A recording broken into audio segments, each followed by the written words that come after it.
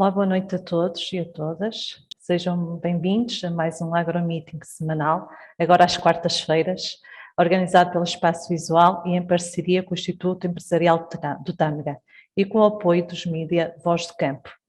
Este é um espaço que surgiu desde o início da pandemia, onde convidamos especialistas com massa crítica das agriculturas em Portugal, das atividades agroindustriais e do turismo no espaço rural, e todas as dinâmicas dos negócios no mundo rural e do posicionamento da Espaço Visual como consultora na área dos projetos de investimento, formações e licenciamentos.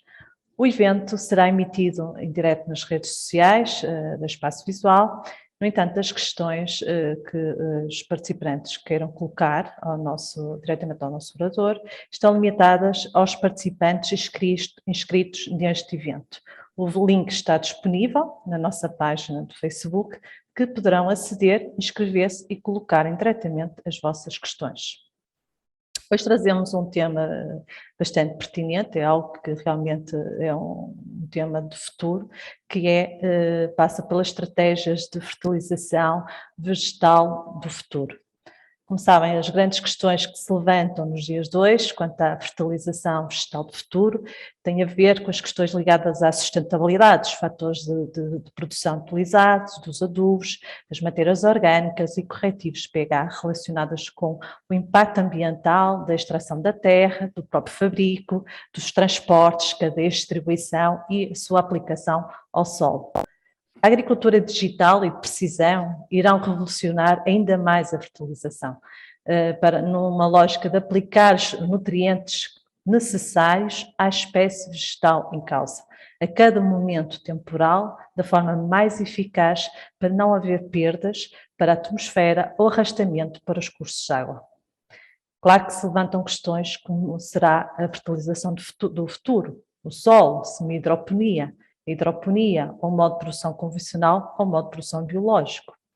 Para responder a estas questões e abordagens e outras questões muito relacionadas à volta deste tema, convidamos então o grande especialista em engenheiro João Casso, que é licenciado em Engenharia Agrícola pela Universidade de Évora e é desde 2006 então diretor executivo da Ouro Verde. Muito obrigada, engenheiro João Casso, por estar connosco.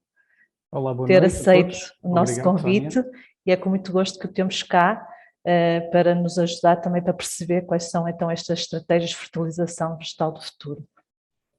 Para mim é que é um prazer estar aqui presente e é uma honra ter o vosso convite. Obrigada. Obrigado pela introdução, Sónia, e obrigado a todos os que nos estão a ouvir. No tempo que temos para falar, e que é um tempo limitado, muitos assuntos haveriam para tratar dentro desta temática da agricultura ou da fertilização vegetal do futuro. Eu decidi apresentar-vos dois temas que penso que são mais ou menos impactantes e que podem levar e podem suscitar dúvidas e algum diálogo entre os participantes. A agricultura de futuro vai-se fazer com mais tecnologia, a agricultura de futuro vai-se fazer com mais precisão, vão haver mais equipamentos, vão haver outras formas de abordar a fertilização, mas eu decidi não ir para a parte dos equipamentos, não ir, porque há pessoas que entendem e que sabem muito mais deste assunto do que eu. Decidi ir mais para assuntos que trabalho no dia-a-dia e apresentar-vos algumas coisas que nós estamos a levar para a frente e com esta convicção de que estamos a melhorar e que estamos a diferenciar-nos no que é a fertilização do futuro. Muito bem. Para me dar aqui uma ajuda, eu vou compartilhar uma apresentação. Ok, muito bem. E, ora,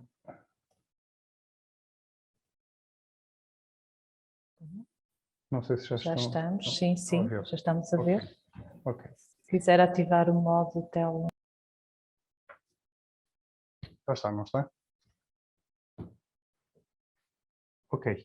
Então, eu vou aqui abordar dois temas principais, são vários slides, eu vou ser rápido, uma vez que nós não temos aqui o sistema de interrupção e pergunta, portanto vou ser o mais fluido possível para nos sobrar espaço, tempo para depois colocarem as questões que entenderem.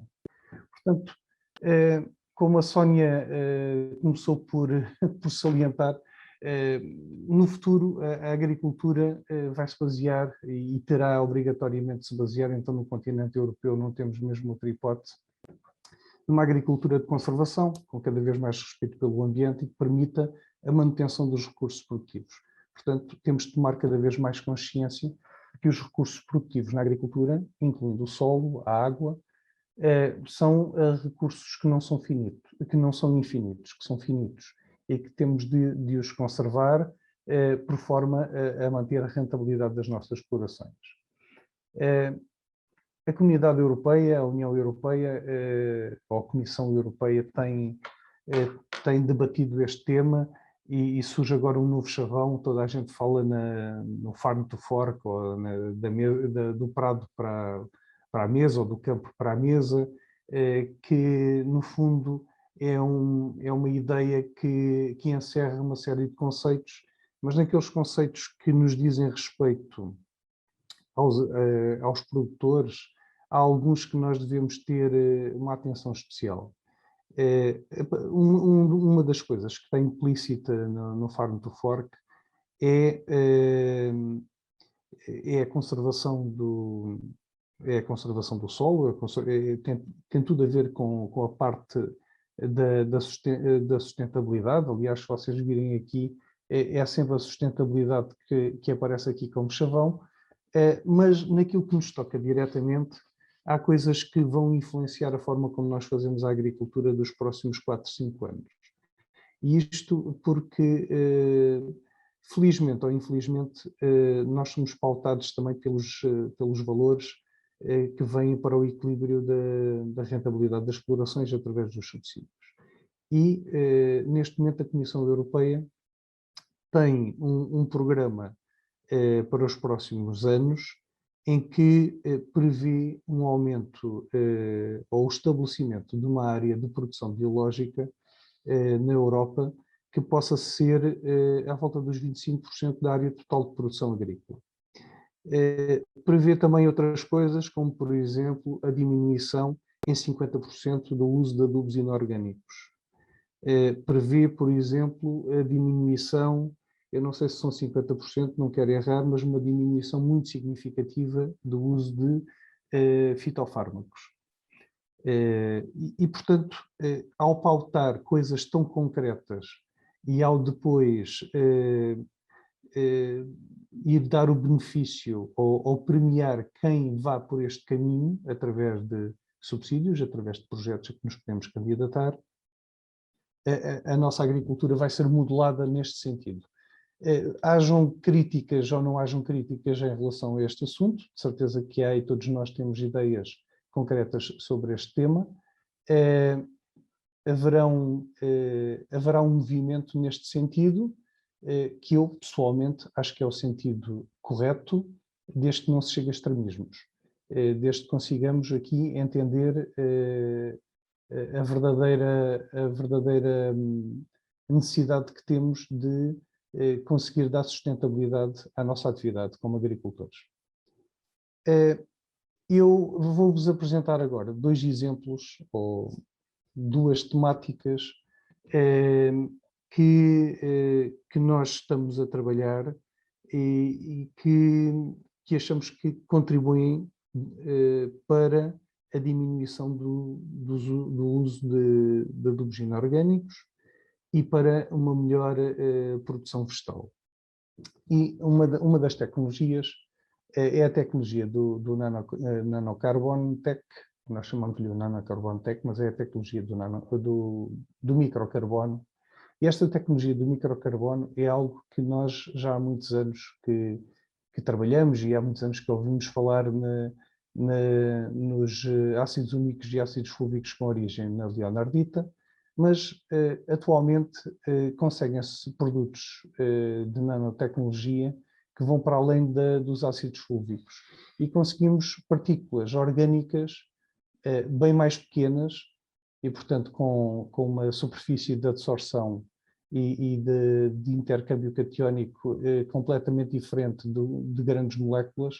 E, portanto, conseguimos ter matéria orgânica que interage com os adubos inorgânicos, que interage com os sais inorgânicos que nós usamos nas nossas adubações. Esta tecnologia, para vocês terem ideia, entre o tamanho de um ácido úmico, um ácido fúlvico e o microcarbono, é uma escala, conseguimos ir a uma escala muito mais pequena a nível da introdução do carbono na fertilização, e esse microcarbono acaba por ter um tamanho muito reduzido, consegue passar os poros das paredes solares, consegue ter um comportamento coloidal e consegue ter uma versatilidade quando se conjuga com aniões ou com cationes. Portanto, ele consegue ser, no fundo, vamos lhe chamar um quelato na ascensão clássica da palavra. Nós ouvimos falar muito nos quelatos. Aqui acaba por ter um papel parecido ao quelato, mas isto usado numa escala muito maior. Para terem uma ideia, a forma como estamos a usar este produto são produtos que entram diretamente nos fertilizantes. Portanto, não são produtos especiais, são produtos que entram na composição dos fertilizantes. E, por exemplo, uma das coisas importantes que vamos ver a seguir, é que vamos logo pensar o que é que isto vai fazer no solo. E no solo, este carbono disponível, esta matéria orgânica já muito decomposta, mas ainda não inorgânica, vai ser uma matéria orgânica benéfica para os micro-organismos do solo. Algo que nos interessa e que mais para a frente na apresentação eu vos vou mostrar. Este produto também vai melhorar a penetração e a capacidade de retenção de água nos solos. Algo que nos interessa também do ponto de vista do consumo da água e da mitigação dos problemas que temos atualmente em determinados climas, não o clima aí do Minho, ainda agora estava a falar com a Sónia precisamente sobre isso, mas mais no sul do nosso país estamos a ter problemas com a questão da rega das plantas e aquilo que temos de fazer, aquilo que temos de pensar cada vez mais para diminuir o gasto de água e conseguir manter ou aumentar as produtividades. Portanto, acabamos por melhorar as características físicas do solo, a estrutura orgânica aumenta e vamos ter um maior transporte e absorção de nutrientes, minimiza o stress causado por toxicidades do solo. Portanto, são uma série de conjuntos. Aqui está representado, no fundo, vamos aumentar o bolo úmido através deste tipo de fertilizantes e vamos conseguir uma assimilação dos nutrientes muito mais eficiente. Como vocês sabem, todos os nutrientes que nós aplicamos ao solo têm uma determinada taxa de utilização. Essa taxa de utilização, se pensarem, por exemplo, no fósforo, as contas clássicas que fazemos, e dependendo do pH do solo, não passam os 15, 20%. Do fósforo que aplicamos, 15 a 20% é aquilo que a planta consegue depois assimilar, e o que nós pretendemos com estas novas tecnologias é que os nutrientes que estamos a aplicar, a sua taxa de assimilação aumente exponencialmente. O que é que esta matéria orgânica, esta nanomatéria orgânica consegue fazer? É algo que nós podemos ir buscar ao exemplo clássico do complexo de argila úmico, que vai absorver os cationes, os que têm a carga positiva, mas no caso da tecnologia do nanocarbono, ela consegue também ter uma dupla polaridade e consegue também absorver aniões com carga negativa. E para ter uma ideia do que isto faz em termos da troca catiónica do solo, um solo médio pode ter 10 a 30 miliequivalentes por cada 100 gramas,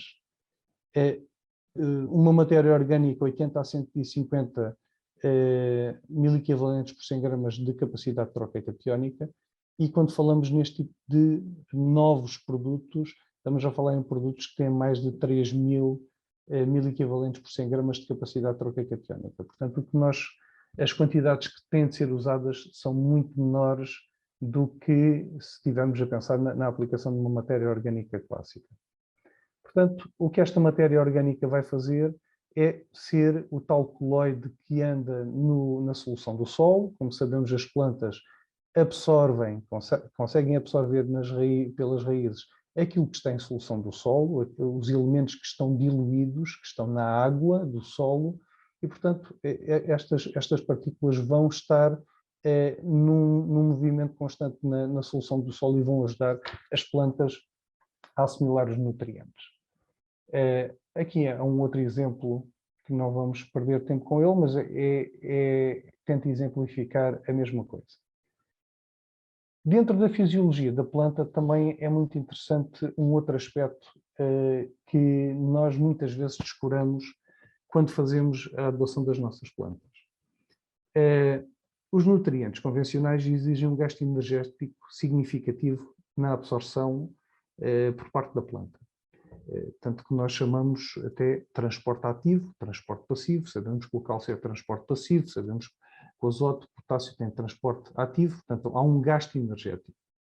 Mas muitas vezes até nos esquecemos que as próprias plantas, elas têm a capacidade de modificar o meio, de modificar a zona à volta das raízes, a rizosfera, por forma a conseguirem assimilar melhor os nutrientes.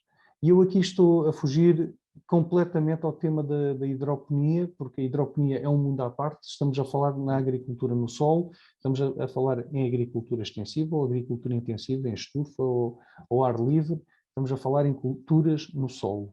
Em culturas no solo, a planta tem de procurar adaptar-se ao solo onde foi colocada e tem de conseguir solubilizar os nutrientes para os conseguir assimilar. Essa solubilização pode passar por modificação de pH, produção de enzimas, maior crescimento radicular, associação com micro-organismos, e tudo isto é um investimento que a planta faz. Portanto, a planta, como é que faz isto?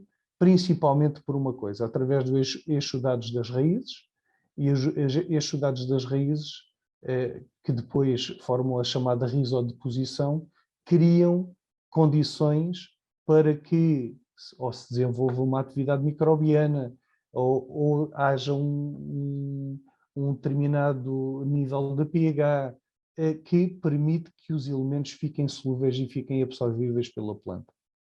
Portanto, o que nós conseguimos atenuar, e por isso depois reflete-se a nível da produção, é que, e isto também é mais ou menos um chavão que se utiliza e que está amplamente conhecido, que 60% dos fotoassimilados que uma planta produz, ela vem para as raízes e é no crescimento radicular e é nas raízes que esses 60% dos fotoassimilados são consumidos.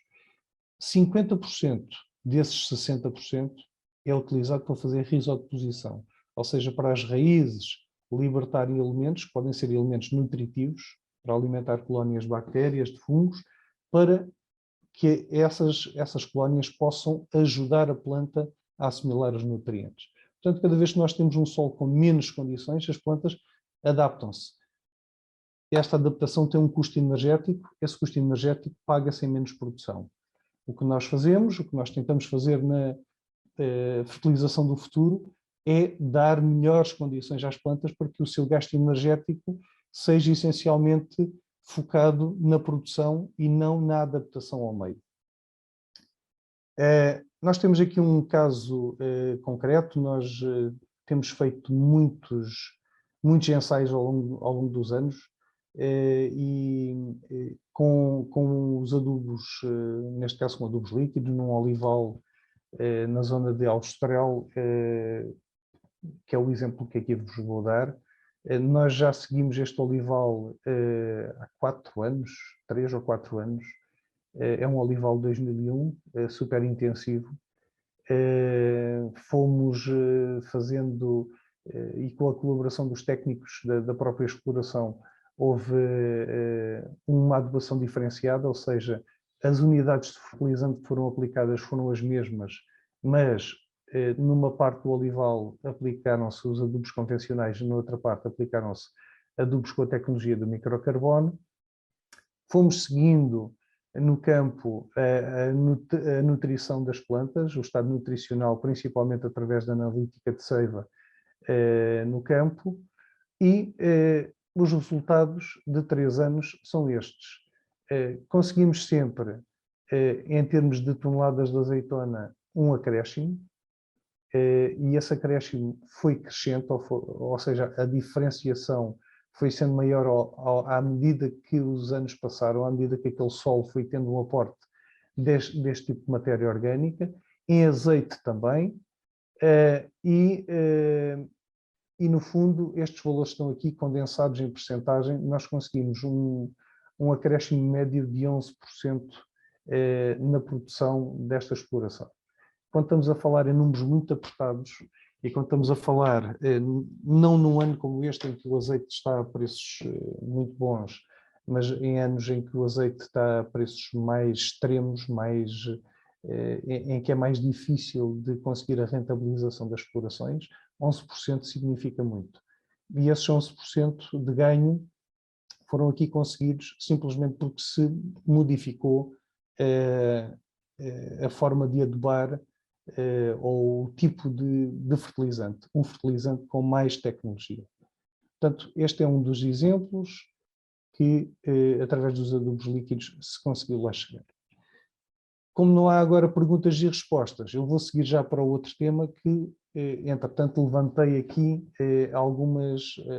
algumas pontas, que é a questão do microbioma vegetal ou rizobioma, e o que é que isto significa e o que é que nós temos de ter cada vez mais consciência da existência de um mundo por debaixo dos nossos pés e que nos está a ajudar a produzir. E que isto, para mim, para muitas pessoas que têm o mesmo tipo de entendimento das coisas, o futuro passa por aqui, passa por conseguirmos tirar partido de seres que existem no solo e que nos ajudam se nós não os hostilizarmos, se nós conseguirmos fazer um tipo de agricultura, mesmo que não seja agricultura biológica, mesmo que não tenha todos os cânones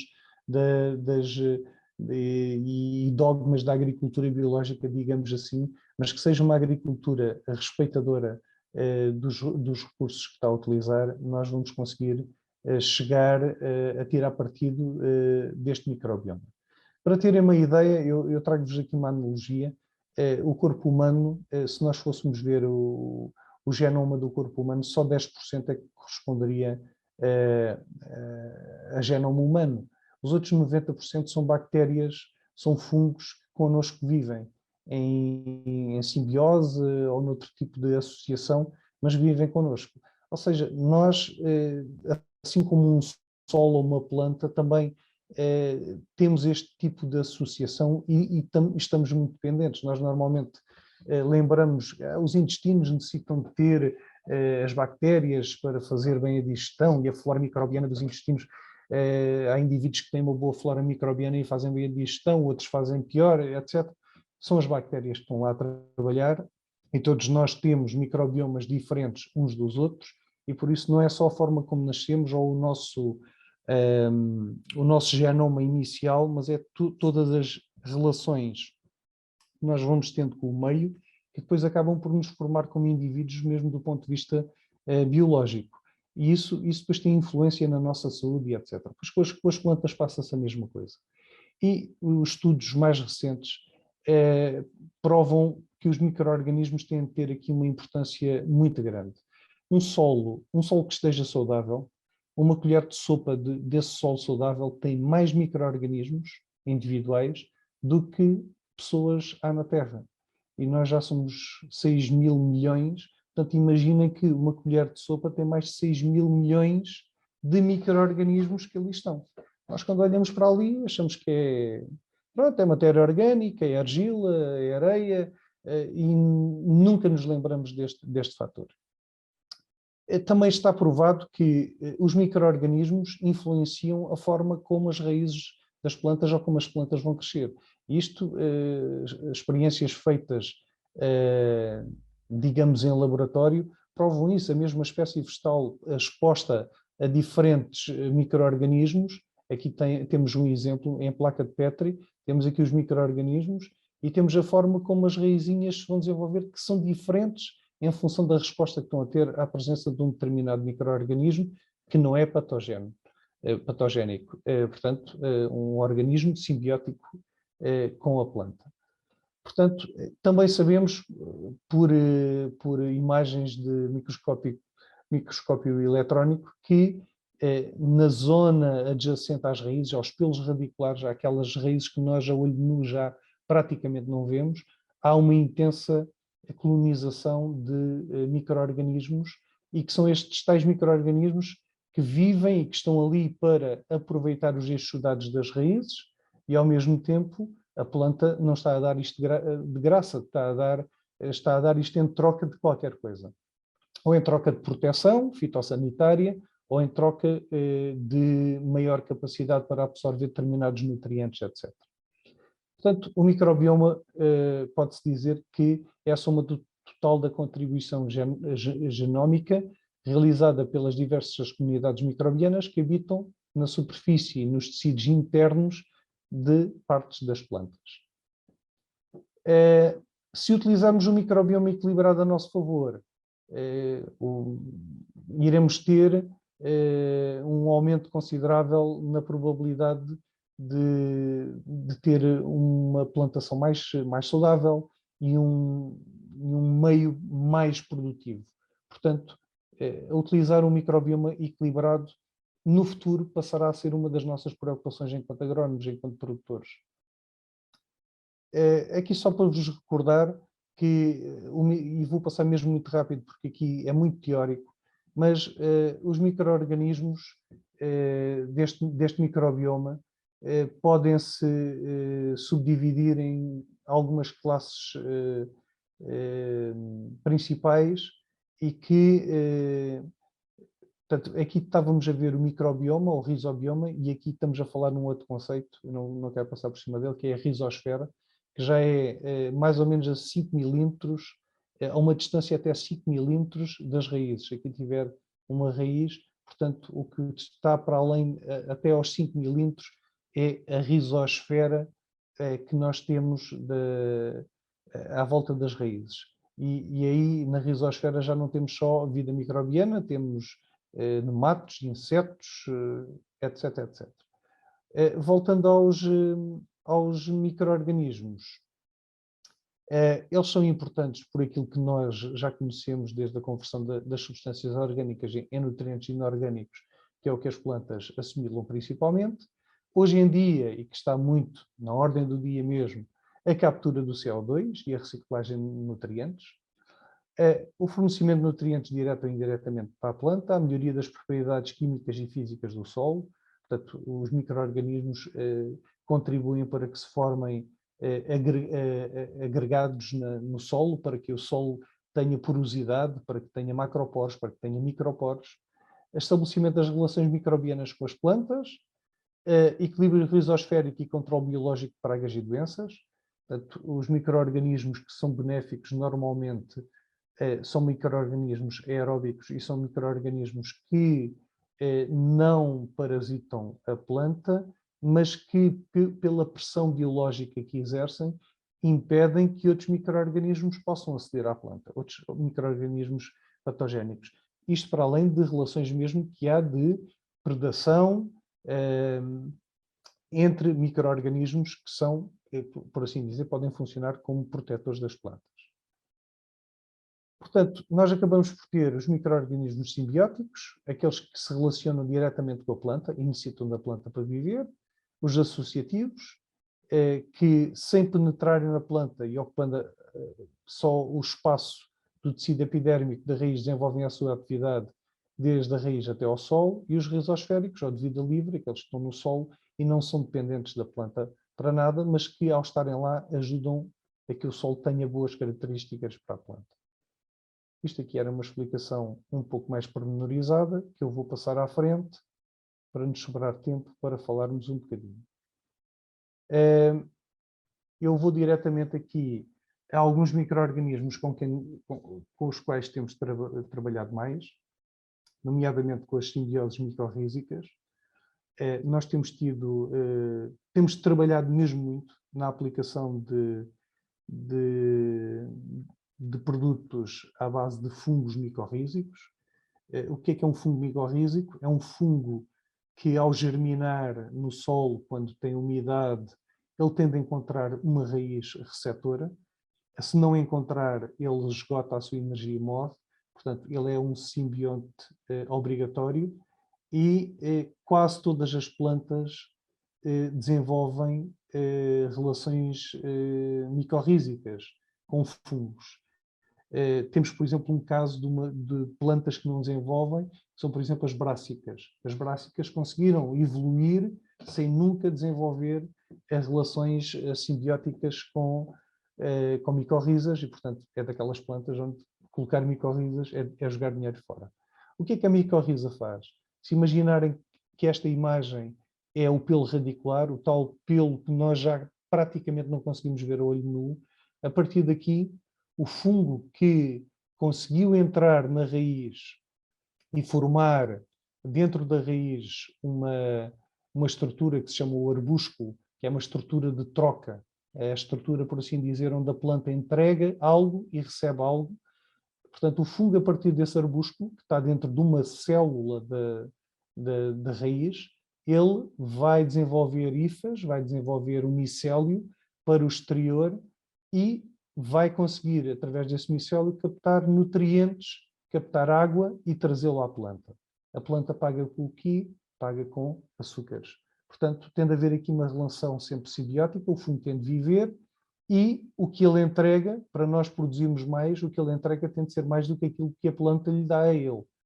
Porque senão acabamos por ter aqui uma relação que acaba por se transformar numa relação de parasitismo.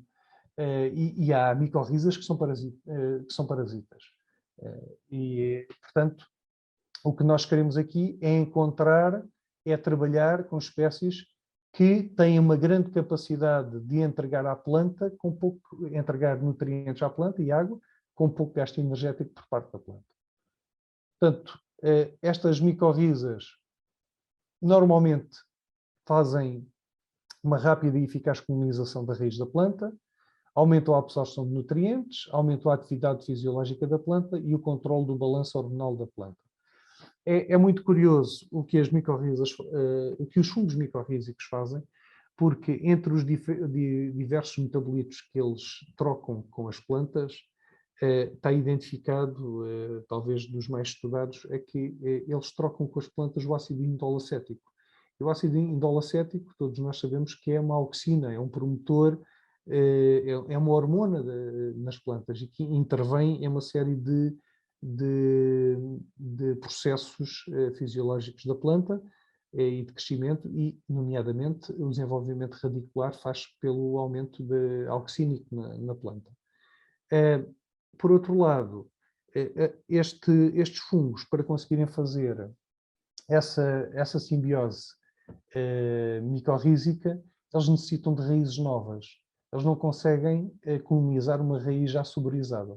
O que faz com que eles permanentemente estejam a dar indicações à planta para criar raízes.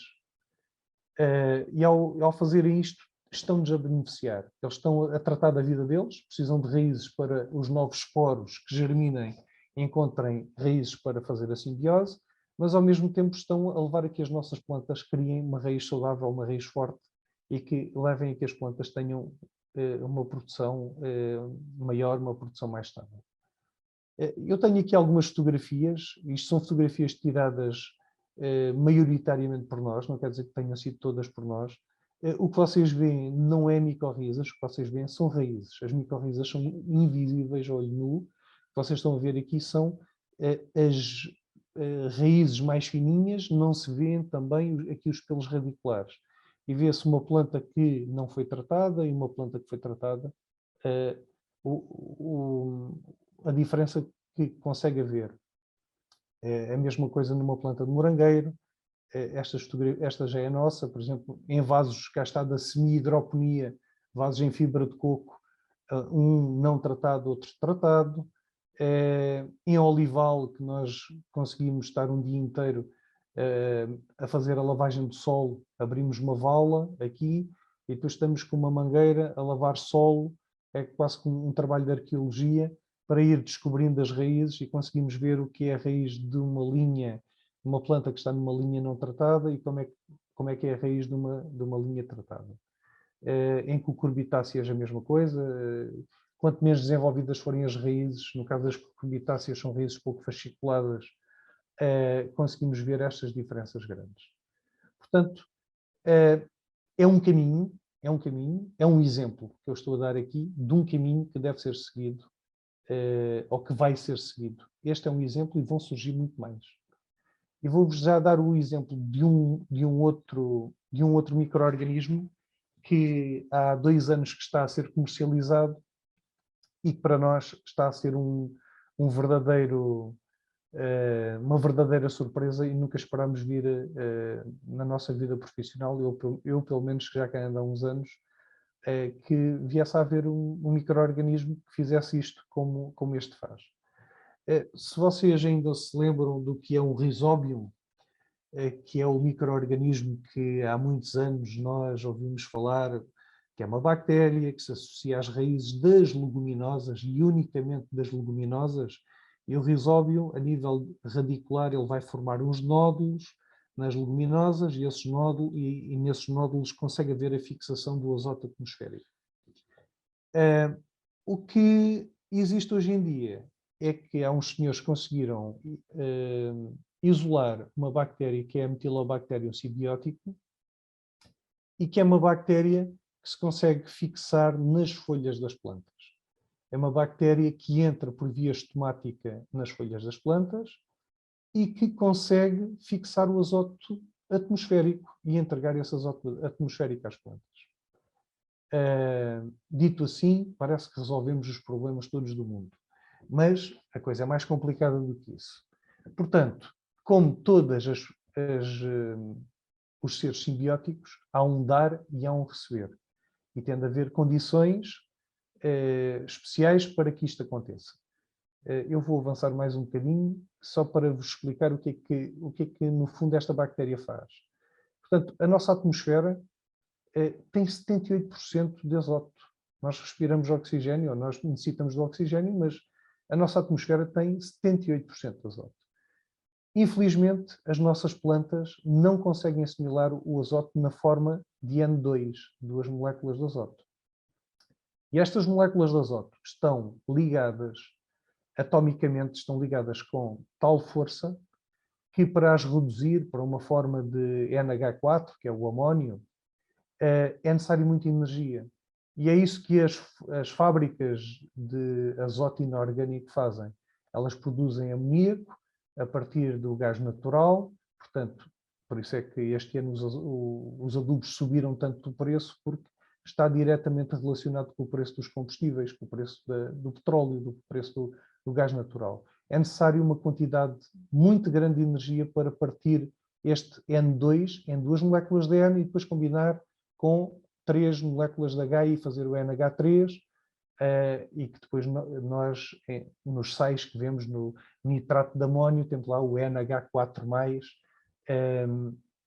que acaba por ser a forma, uma das formas que utilizamos do azoto. Portanto, este mecanismo, as plantas não chegaram a conseguir evoluir para conseguirem quebrar este azoto atmosférico e conseguirem reduzi-lo, reduzir, no fundo é ligá-lo a hidrogénios e conseguir metê-lo na sua cadeia fotossintética.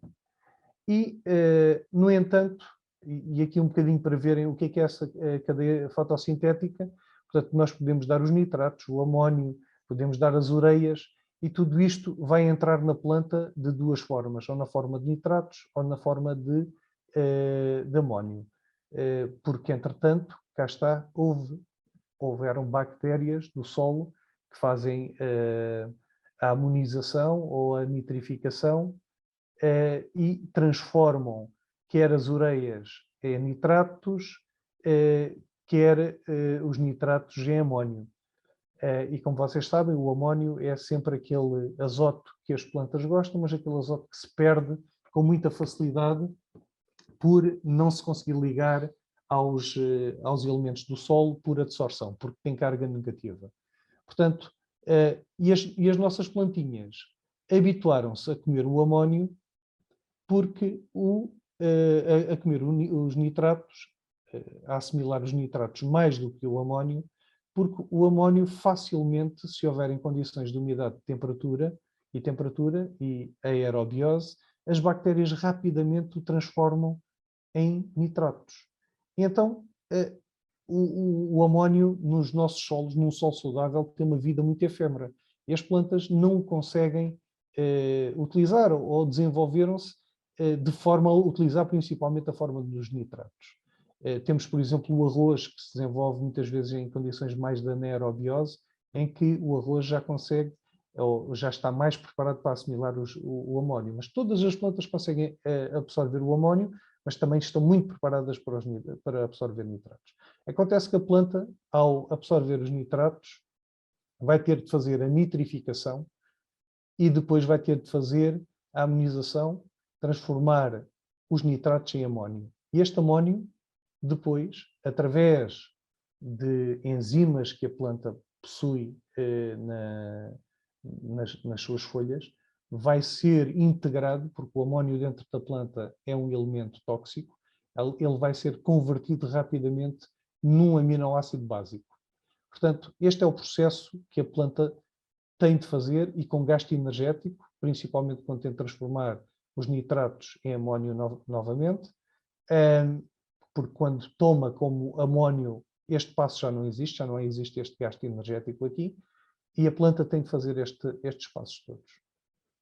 No caso da fixação biológica, é um bocadinho diferente porque, como o azoto que aquela bactéria, a metilobactéria simbiótica, consegue captar, é um azoto que ela o consegue reduzir logo para a forma de NH4, só temos depois o passo do converter, de o transformar num aminoácido.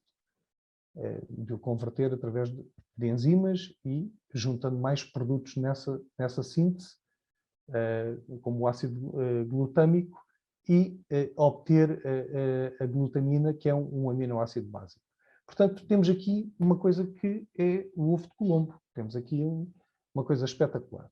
Acontece que, de tudo o que nós testamos até hoje, nós conseguimos reduções significativas, estamos a caminhar para otimizar cada vez mais o processo e, por exemplo, em cultura como esta que está aqui representada, que foi onde as coisas começaram a ser estudadas primeiro, foi na cultura do milho, nós já temos casos de reduções de 30%. Imaginem reduzir 30% o azoto numa adubação.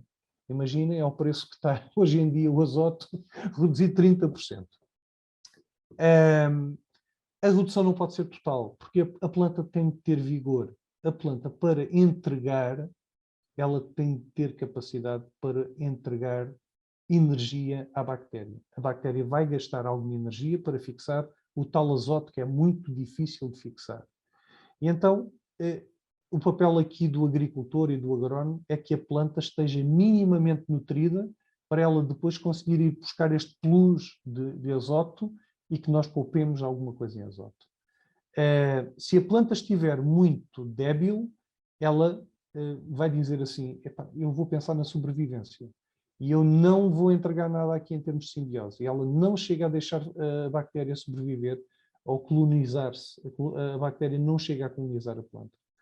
Se a planta estiver em consumo de luxo de azoto, ou seja, se eu estiver a entregar azoto inorgânico numa quantidade brutal, excessiva, a planta vai também pensar lá com o cérebro dela, que não sei onde é que está, mas vai pensar assim, bem, este azoto inorgânico que me chega através das raízes custa menos do que o azoto da simbiose com a bactéria. Então eu também não preciso da bactéria para nada. E aqui está a dificuldade, ou seja, o ponto onde nós temos de chegar, que é conhecer bem as plantas, conhecer bem os níveis de adubação, os nossos solos, etc. E depois saber quanto é que podemos reduzir de azoto para conseguir ter esse incremento.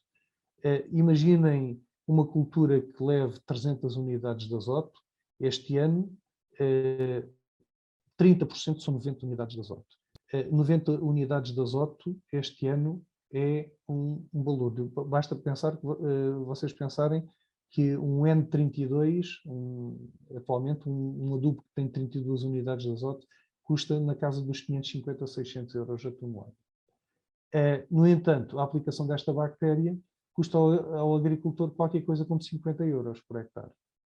Portanto, é algo que é técnico, tem de ser trabalhado, vai ao encontro da defesa do ambiente, da diminuição da dependência energética, mas cá está. A agricultura vai ser cada vez mais técnica e este é um dos exemplos da nova agricultura.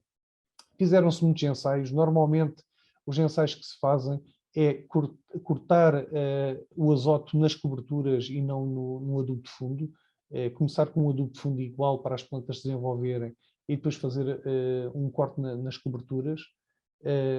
Eu não vou estar aqui a mostrar um a um os ensaios que foram feitos, posso-vos mostrar que, por exemplo, a nível da atividade fotossintética que foi medida é muito parecido, mesmo com o corte significativo. Podemos ver aqui cortes de 650 kg para 334 kg de um determinado adubo acetado em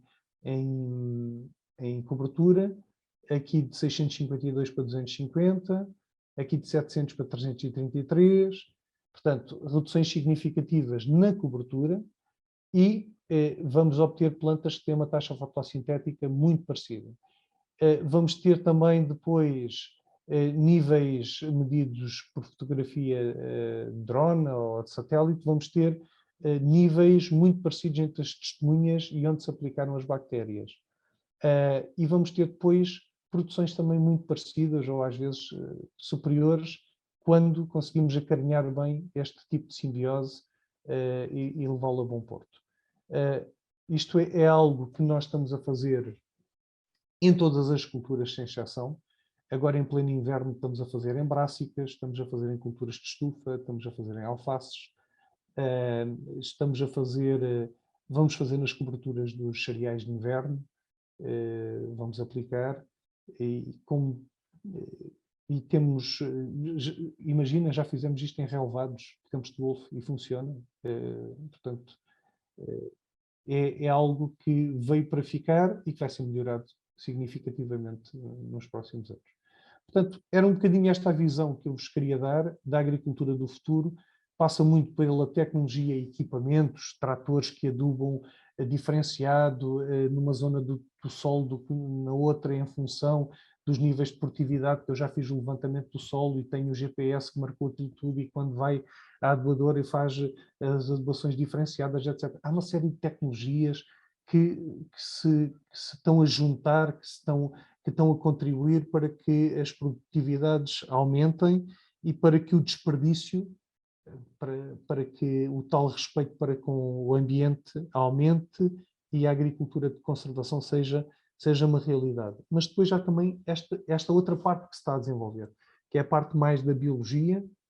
Nós tivemos a era da química e agora estamos a entrar na era da biologia, estamos a entrar na era da microbiologia e os próximos anos será esta a temática que vai estar na ordem do dia da agricultura do futuro. Muito bem. Obrigado. Realmente estamos perante um mundo novo, não é? Quer a nível da estratégia de fertilização e da forma como vemos o futuro. E realmente o vosso grupo tem sido inovador nesse aspecto, porque falamos aqui da tecnologia nano, micro, carbono, da questão do trabalho que tem feito a nível dos adubos líquidos, não é? Com os produtores, a questão do equilíbrio do microbioma, a questão dos fungos micorrizos e desta questão da bactéria. Já agora, tem ensaios no setor do kiwi, né? Aqui na região norte-centro? Sim, já fizemos com as micorrizas, com sucesso. Já fizemos algumas coisas ainda tímidas em termos da bactéria. Isto para ter sucesso ou para conseguirmos demonstrar alguma coisa, é necessário que haja uma predisposição do próprio agricultor para diminuir as suas adubações. Claro. Porque se não diminuir, era o que eu estava a dizer ainda agora, se a planta estiver em consumo de luxo, nós estarmos lá a pôr a bactéria vai ser deitar dinheiro fora. E o que nós nos temos deparado, eu vou-lhe dar um exemplo onde temos trabalhado muito, mais porque nós trabalhamos muito o tomate industrial ali na zona do Vale de Santarém.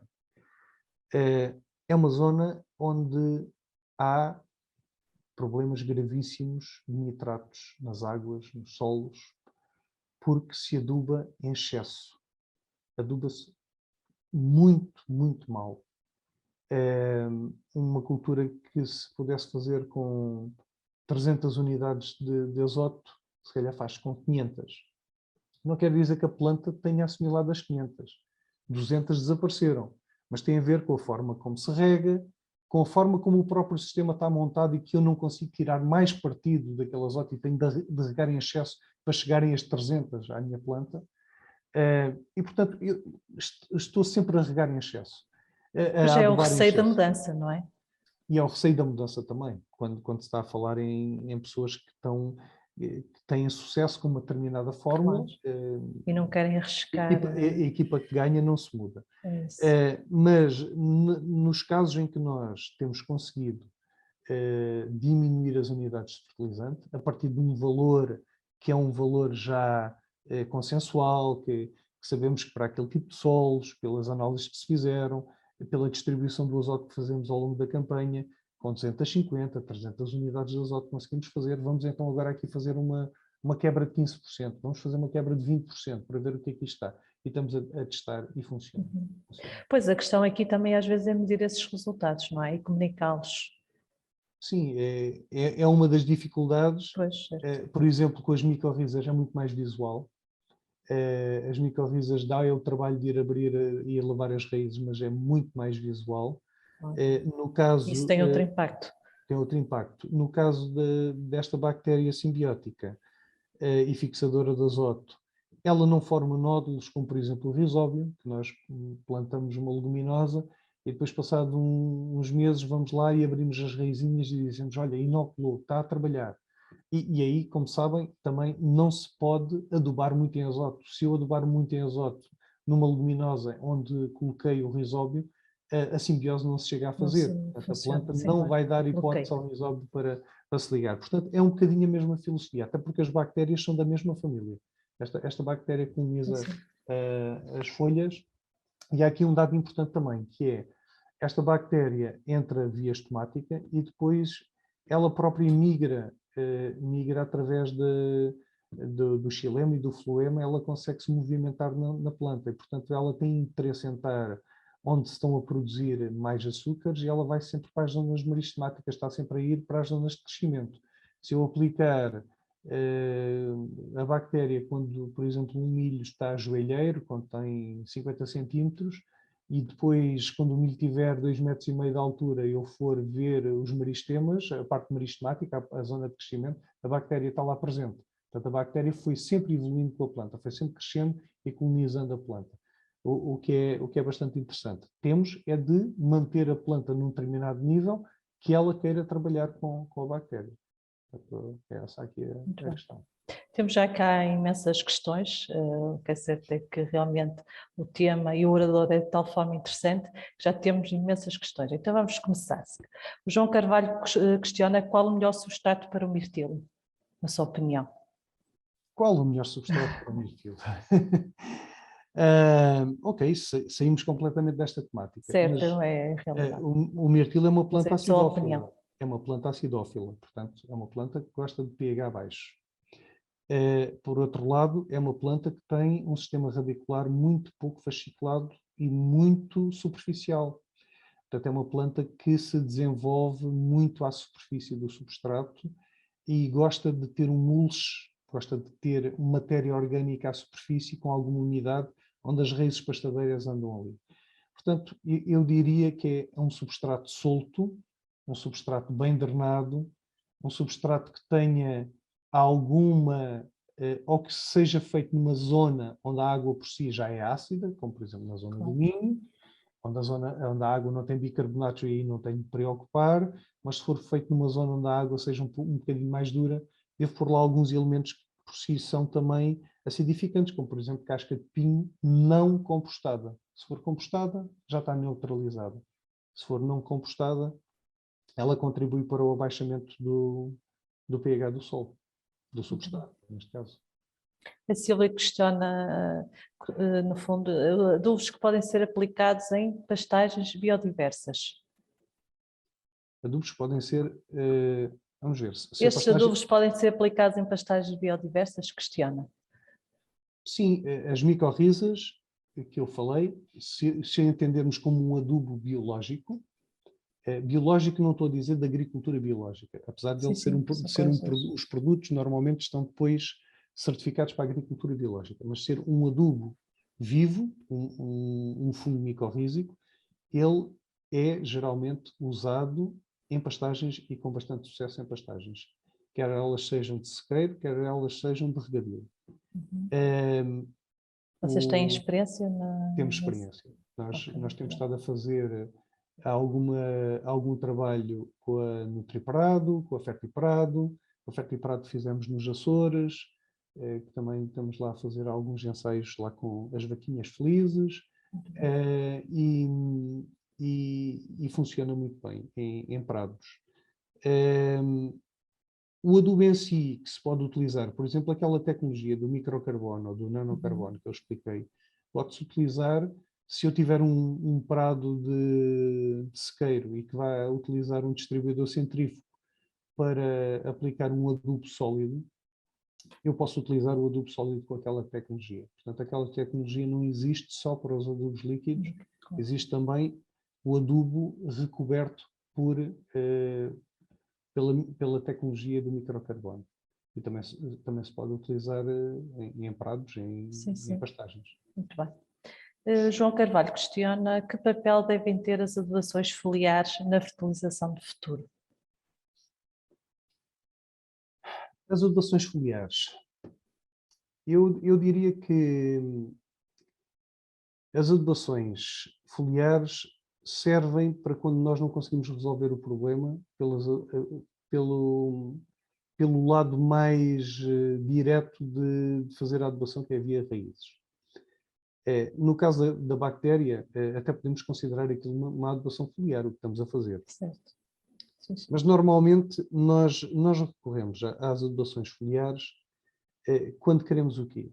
Quando queremos dar um input nutricional à planta que sabemos que via radicular já não o conseguimos fazer. Ou porque o equilíbrio catiónico no solo não o permite, ou porque eu ao fazer aquela adubação iria desequilibrar a minha solução do solo a favor de um determinado nutriente e iria ter carências de outro nutriente. Ou, por exemplo, numa fase em que a planta tem o SINC de crescimento muito puxado para uma determinada zona da sua produção. Vamos, por exemplo, pensar numa cultura que está agora muito na voga e que toda a gente fala para o bem e para o mal. Os abacates. Os abacates não são uma planta de folha caduca. No entanto, quando eles entram em floração, a floração é tão intensa que a planta desfolha. A planta perde 80% das folhas. Os bons agricultores sabem que quanto mais nutrida tiver a planta, menos folha cai. Quanto menos folha cair, mais fruto vai vingar, porque mais energia tem a planta. E então, muitas vezes aí dão-se adubações foliares pré-floração para ajudar a planta, para além da assimilação que está a ter via radicular, para ter uma assimilação via foliar e para conseguir acumular um nível nutricional por acréscimo. Temos, por exemplo, outro exemplo muito usado, por exemplo, as fruteiras de folha caduca. Sabemos que as fruteiras de folha caduca, quando chega agora esta fase, o outono, as folhinhas começam a ficar amarelas. Ficam amarelas porquê? Porque está a haver uma reassimilação dos nutrientes. Portanto, a clorofila é destruída, por isso nós ficamos com a folhinha amarela ou vermelha, o verde desaparece, porque esses nutrientes estão a ir para as zonas de reserva da planta. É uma estratégia que a planta tem para acumular essas reservas, principalmente nas raízes, e poder arrebentar no próximo ano. É uma estratégia usada pelos nossos agricultores, normalmente fazer adubações suplementares no pré-queda da folha. Ou seja, se eu sei que a planta vai entrar num processo de reassimilação dos nutrientes que tem na folha, então vou adubar bem a folha para que ela assimile aqueles nutrientes que eu estou a pôr e para que os guarde para no próximo ano, quando ela arrebentar, se for uma pronoidea que vem logo com a flor à frente da folha, ela ter muitas reservas para vir com uma boa floração, por exemplo. Sim, Até outra estratégia para se usar a adubação foliar em complemento à adubação via fertirrega ou à adubação via solo. Muito bem. Qual a melhor estratégia de fertilização para incrementar a matéria orgânica no solo? Aplicar matéria orgânica sólida, líquida ou ambos os tipos?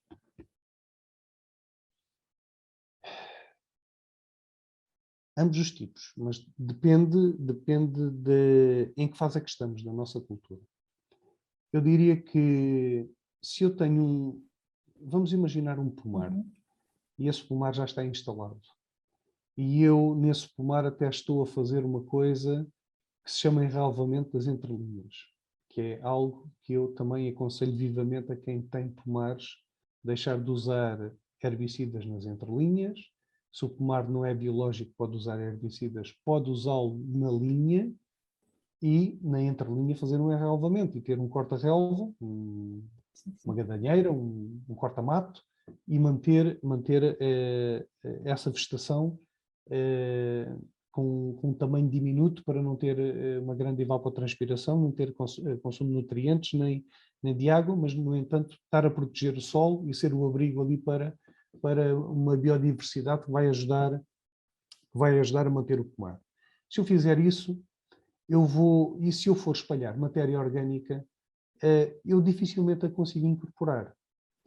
Por outro lado, há uma outra coisa que nem tem a ver só com matéria orgânica, mas que, no meu ponto de vista, é errado fazerem-se adubações em culturas regadas que não seja via rega. Eu vou dar o exemplo.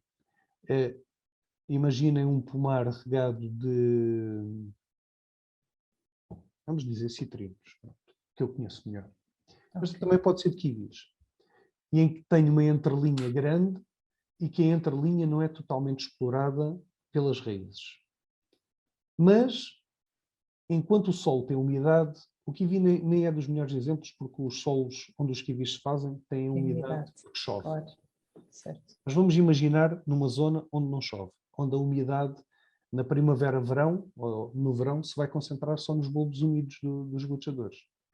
Se eu tiver espalhado adubo ou matéria orgânica em 100% da superfície do solo, eu naquela fase, que é a fase mais importante da cultura, a fase de crescimento da cultura, os nutrientes que a planta vai utilizar são só aqueles que estão no bulbo úmido. Ela pode ter raízes na entrelinha, mas essas raízes estão sem umidade suficiente para poder haver absorção. E, portanto, eu joguei fora adubos, joguei fora matéria orgânica e não consegui, porque as minhas raízes não vão tirar partido disso.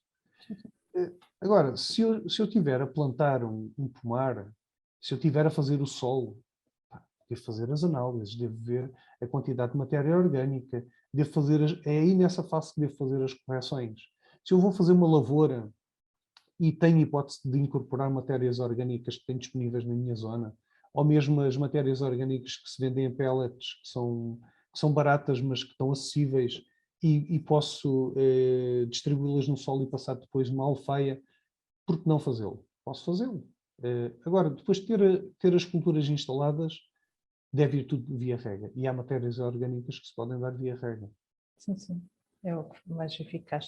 Daí as tecnologias também para ajudar aqui na precisão e dessa tomada de decisão. Parece que temos aqui produtores de framboesa, pelo menos um, Pedro Costa. Com o vosso esquema de fertilização, qual a maior produtividade conseguida pelos produtores de framboesa? Ui. Depende tanto da variedade, depende tanto da Sim, zona. mas se quiser dar algum exemplo das Mas, por variedades exemplo, com que vamos lá trabalha. ver. Vamos falar numa variedade. Eu, infelizmente, hoje em dia não sou um técnico de campo. Sim, sim. Mas Diretores. durante muitos anos, e até porque a empresa onde eu trabalho tem produção própria de framboesas, e eu não Sim, sou claro. farm manager, não estou lá o dia inteiro, mas vou conhecendo o que se faz. Há variedades que feitas em long canes, portanto, não é a primal cane, não é a cana inicial, é já a Sim, sim. segunda produção, Segunda produção, e é a certo. produção de primavera-verão, ou não, mais de outono, de inverno-primavera. Com licença. Conseguem-se atingir 30 toneladas por hectare. E depois mais 10 no que se chama o growth-through, ou seja, na cana secundária que aparece, a partir das raízes, a partir dos rizomas. Há quem consiga fazê-lo, mas depende da variedade. Há outras variedades que não se passa de 15 toneladas com as long canes. Da vossa experiência, quais são as variedades mais produtivas atualmente? As variedades mais produtivas que apareceram no mercado, as primeiras todas produtivas foram da Dariscol. Isto para falar em nomes. Hoje em dia, há mais casas que seguiram esta linha de desenvolvimento genético e que conseguem ter plantas, principalmente dentro das plantas que são remontantes, ou seja, plantas que produzem logo na madeira do próprio ano, e que já conseguem ter produtividades que ombreiam com essas variedades primeiras que surgiram da Driscoll. Portanto, as coisas estão mais ou menos equilibradas. Depois, há aqui o fator produz muito e o consumidor gosta daquela framboesa, Claro, porque é isso. os mercados depois têm de gostar daquela framboesa.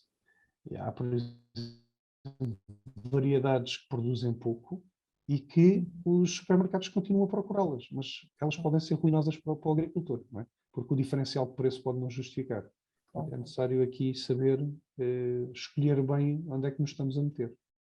Não sei se respondi, mas esta ordem de grandeza, eu diria que uma uma primal cane, que produz entre 6 e 12 toneladas, pronto, já é aqui um número muito lato, estamos lá. E uma cana madura, uma long cane, que produza entre 20 e 30 toneladas, também estamos lá.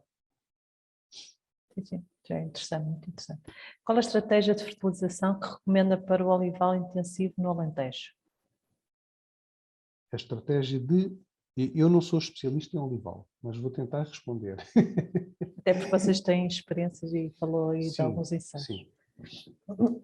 É muito trivial, é muito clássico, porque o que nós fazemos, no fundo, é seguir o ciclo da planta e não é aqui falar ou diminuir a importância técnica da cultura do olival.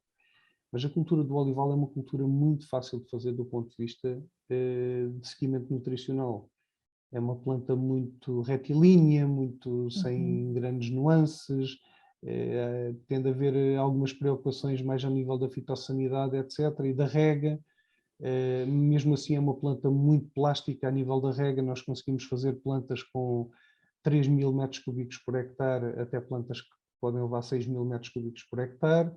Portanto, elas são muito plásticas, conseguem se adaptar àquilo que nós lhe damos, portanto pode-se fazer rega deficitária. Mas depois, em termos de adubação, o que nós temos de ter, o mais importante quando se rega uma planta perene, é estar atento a um sinal que é o sinal que tem a ver com a temperatura do solo. Nós sabemos que as plantas se começam a mover. Quando nós começamos a ver rebentação, a planta a abrolhar, já houve crescimento de raízes. E quando há crescimento de raízes, começa a haver assimilação de nutrientes. É nessa fase que nós devemos trabalhar. Se nós somos muito experientes, sabemos se a temperatura do ar está a um nível, as noites já não baixam de tantos graus, isto está para acontecer. Se eu sou menos experiente ou sou mais cuidadoso, utilizo, por exemplo, termômetros do solo. Eu tenho aqui clientes no Algarve que em abacate adubam o ano inteiro, desde que a temperatura do solo esteja superior a 15 graus. 15, 16 graus aos 20 centímetros. Se tiver essa temperatura, mesmo que chova, eles vão e dão uma regazita suplementar para ir adubo.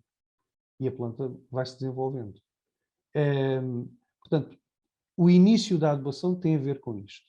Depois, é um bocadinho trivial, porque começamos com o tal equilíbrio mais pobre em potássio, mais rico em azoto e em fósforo.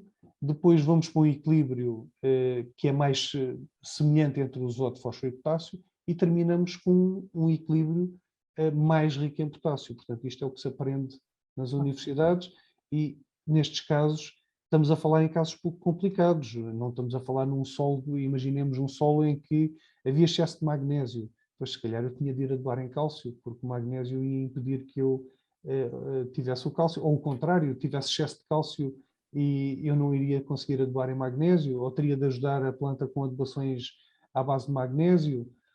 Depois vem outros temas, que é, por exemplo, a aplicação dos micros. Como é que eu faço? Se o solo tem um pH alcalino, os micros, a maior parte dos micros são similares a pH ácido. Portanto, aí é preferível ir para uma estratégia de aplicação dos micros via foliar. Se eu tenho um pH ácido, aí posso aplicar os micros à vontade via foliar, sejam colatados ou não colatados. Portanto, aqui já tem a ver com a estratégia como eu depois interpreto o que tenho para fazer. Mas no olival, eu não sou grande expert no olival. Eu tenho colegas que a vida deles é mesmo consultoria em olival, mas eu sei assim o trivial. Muito bem, mas penso que respondeu ao que era solicitado. Qual a melhor forma para evitar a contaminação de toalha freática e cursos de água com os adubos que se aplicam nas culturas vegetais? Ok. A principal contaminação é via nitratos. Como vimos ainda agora, os nitratos é o NO3-, portanto é um anião, tem carga negativa. Os elementos do solo, complexo argilo-único, têm carga negativa também. E, portanto, há ali, em vez de haver uma atração, há uma repulsa. Quer dizer que os nitratos ficam soltos no solo e são facilmente arrastados. É o que nós chamamos de lixiviação. Portanto, quando chove ou quando regamos em excesso. Portanto, se eu quero evitar a contaminação dos lençóis freáticos, devo ter consciência de duas coisas. A principal fonte de contaminação é o azoto, mas a principal razão é a rega em excesso. Portanto, eu tenho de saber regar bem. Eu posso estar a regar pouco, mas muito de cada vez. Posso estar a pôr a planta a sofrer de stress porque ela, se calhar, para o tipo de solo que eu tenho e porque ela só tem raízes que merecem apenas estar com água e nutrientes até aos 50 centímetros, ela necessitaria de 2 regas de 1 hora por dia. E eu dou-lhe uma rega de 4 horas, dia sim, dia não. E 3/4 da água que eu estou a dar estão a ir por uma zona onde não há raízes. E estou a levar com essa água, se estou a fazer fertirrega, estou a levar os nutrientes. E estes nutrientes depois, para cima já não voltam. Pode haver alguma subida por capilaridade, mas dificilmente voltam. O que vai acontecer é que depois, à medida que vou regando, vou empurrando estes nutrientes mais para baixo, mais para baixo. Depois, um dia, quando vier uma chuva, lá vão eles mais para baixo. Eles nunca se prendem ao solo, nunca formam complexos estáveis ou precipitados, como, por exemplo, um enxofre forma um sulfato cálcico que já não se move dali para lado nenhum, ou um fósforo, se apanhar cálcio, forma um fosfato de cálcio e já não se move dali para lado nenhum. Os fosfatos podem ser um problema também em solos ácidos ou em solos arenosos. Mas os nitratos são mesmo o maior problema que nós temos. E o maior problema deve-se principalmente a não controlarmos bem a rega e depois gastamos água a mais, desperdiçamos água e desperdiçamos todos os nutrientes que estão a ir nessa água. Portanto, Aqui vamos dizer que umas sondas de umidade de solo poderiam ajudar. Sim, sim, Por exemplo, claro. uma sonda de umidade de solo colocada a 20 centímetros, para eu saber que tenho sempre umidade, a umidade certa na zona que quero, que necessito ter água e nutrientes, e uma sonda, por exemplo, aos 60 centímetros. Dizer assim, aos 60 centímetros não quero ter água. E cada vez que lá chegar a água, quer dizer que cada rega está a ser longa demais. Claro. Se com 1h30 já chega a água aos 60 centímetros, é melhor reduzir as regas para regas no máximo de 1 hora. E repartir as regas em função do solo que tenho. Sim, é isso. Temos que aproveitar essas tecnologias e esse know-how que já existe, não é? De forma realmente a questão da sustentabilidade ambiental e dos recursos. Na sua opinião, agora passando para outra questão, fazer análise química aos frutos como instrumento de apoio à fertilização racional parece uma boa opção? Eu acho que há formas mais diretas de o fazer. Antes dos frutos eu faria as folhas. Mas temos de ter sempre em atenção que quando nós fazemos uma análise foliar ou uma análise a um fruto, nós estamos a ler a história, estamos a ler algo que já passou. Sim, Não sim. estamos a ler nada do que se está a passar. Ok? Se eu faço uma análise, por exemplo, numa fruteira, no final do ciclo de crescimento de verão, por exemplo, eu faço uma análise no final do ciclo de crescimento de verão. E eu ali, ou um bocadinho antes, normalmente faz-se um bocadinho antes, e eu vejo bem, os níveis de azoto estão baixos, os níveis de magnésio estão baixos. E eu ainda vou a tempo de corrigir para que as reservas que essa planta vai ter para a arrebentação da próxima primavera estejam corrigidas. Portanto, mas eu o que estive a ver ali naquela análise é o histórico da adubação que eu fiz durante o verão. O outro tipo de análise que eu vos mostrei nos slides, um exemplo, são as análises de seiva. Nós cada vez fazemos mais e que, no fundo, o que é que a análise de seiva me está a dar? Eu estou a ler o sódio, o cálcio, o potássio, o magnésio, o azoto, os nitratos. Estou a ler a condutividade, estou a ler o pH e ainda estou a ler o Brix. E eu daqui, destas 8 coisas que leio, eu consigo tirar interpretações. Por exemplo, o Brix diz-me qual é o nível de floema, o nível de hidratos de carbono que estão a circular no floema da planta. Diz-me, consegue-me dar uma ideia dos fotoassimilados que aquela planta está a fazer naquele momento. O nível dos sais que aparecem, aqueles sais não combinados ainda, são sais que provêm do xilema. Portanto, eu consigo saber se os níveis de assimilação estão condizentes com aquilo que são, depois, algumas tábuas que nós nos seguimos para determinadas plantas, qual é o nível de fertilização que deve haver. E, entretanto, esta tecnologia também vai evoluindo e hoje em dia já existem,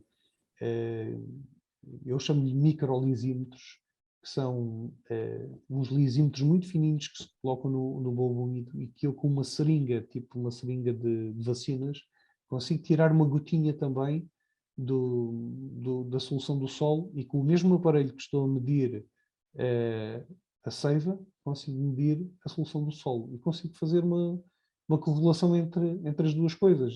E dali eu consigo fazer um acompanhamento mais direto daquilo que devo fazer na planta. É claro que fazê-lo semanalmente e que tenha significado por uma exploração, isto é um trabalho que nunca mais acaba. O que nós fazemos são em determinados estádios-chave da cultura. Imaginemos a fase de a fase de floração e pré-vinhamento, a fase de pleno vinhamento.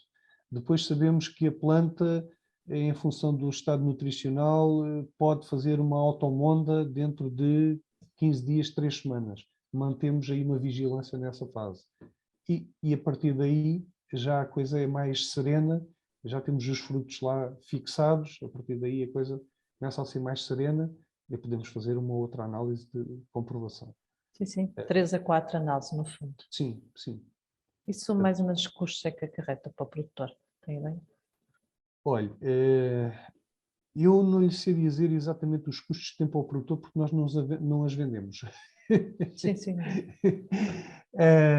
Mas o maior custo é o custo humano, é o custo Claro. do trabalho, Sim, do sim. técnico, da deslocação, é mais este trabalho do que os equipamentos em si, do que os consumíveis em si, apesar de também haver um custo. Mas uma análise destas fica sempre mais barata do que uma análise foliar feita no laboratório. Isso fica bastante mais barata.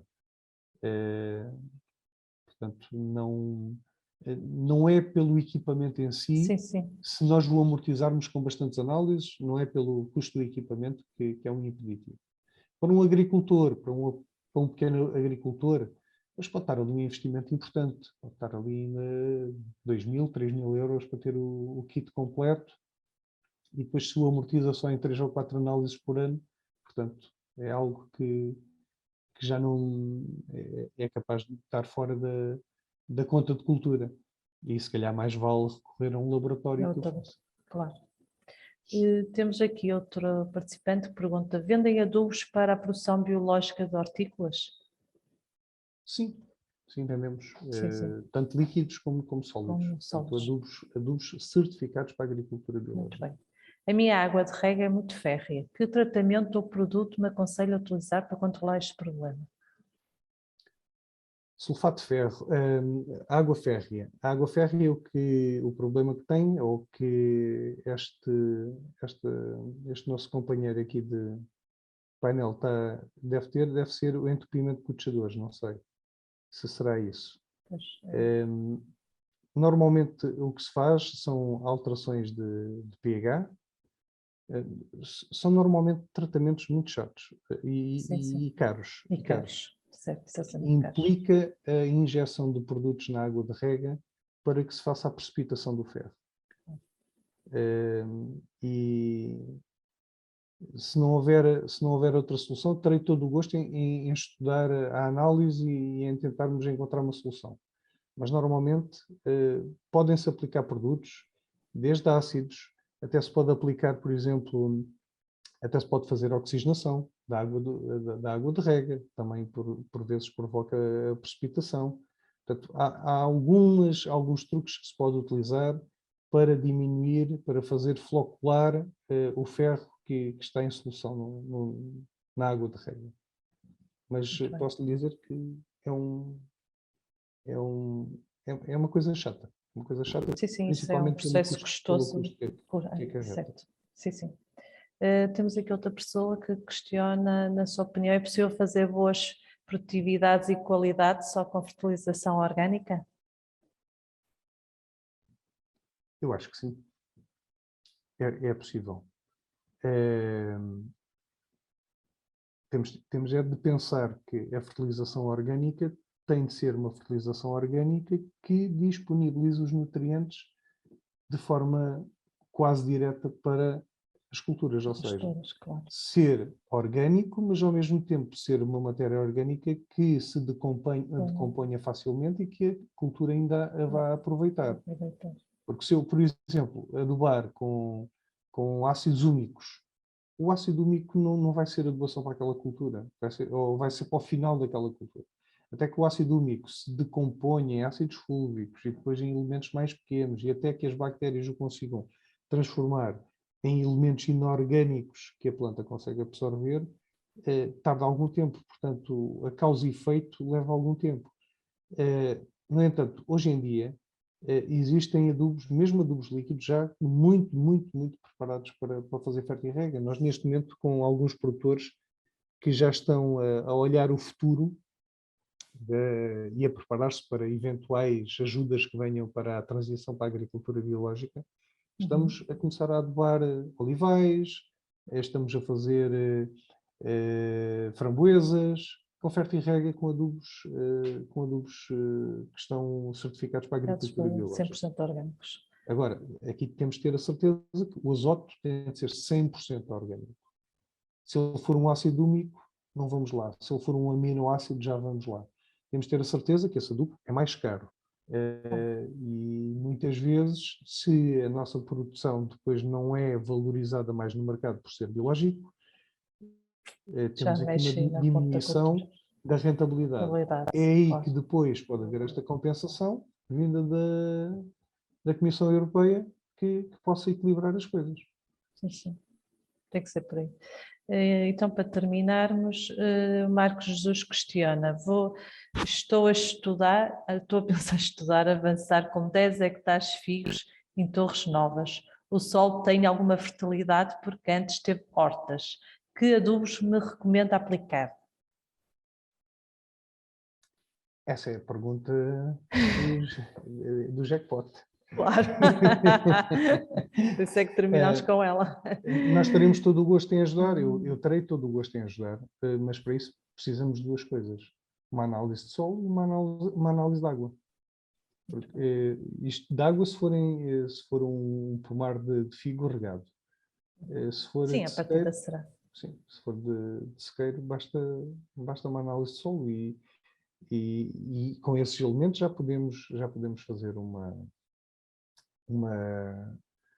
planeamento da adubação. Agora, nessa adubação, de certeza que vai vir o teor em matéria orgânica. O solo pode ser um solo fértil, mas se calhar é carente em matéria orgânica.